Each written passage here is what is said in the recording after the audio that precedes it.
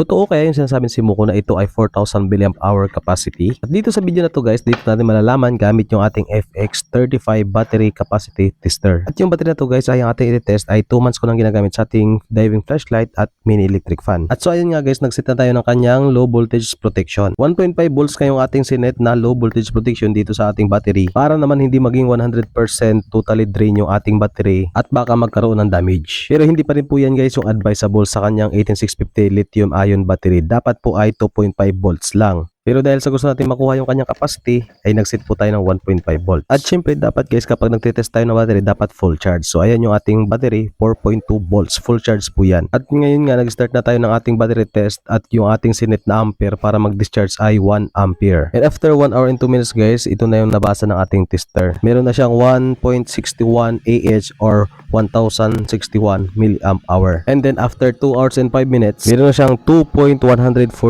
Ah or 2,115 milliamp hour. At ito na guys yung ating huling check. After 3 hours and 24 minutes ay nag-cut na yung ating tester dahil umabot na tayo sa kanyang low voltage protection which is 1.5 volts. At ito yung nakuha natin guys sa kanyang capacity 3,431 milliamp hour. So ibig sabihin guys sa kanyang nakalagay na 4,000 milliamp hour yun po ay positive at legit dahil naglagay pa po tayo ng 1.5 volts na low voltage protection. Kung wala tayong low voltage protection ay aabot na po yan ng 4,000 milliamp hour. At take note lang guys, ito ay 2 buwan ko nang ginagamit dun sa ating diving flashlight at sa ating mini electric fan palagi. At kung sa tingin mo guys ito na yung kailangan mong battery, click mo lang yung profile ko, makikita po yung nakapin na video, yan na po yung battery po na yan ng Simoco.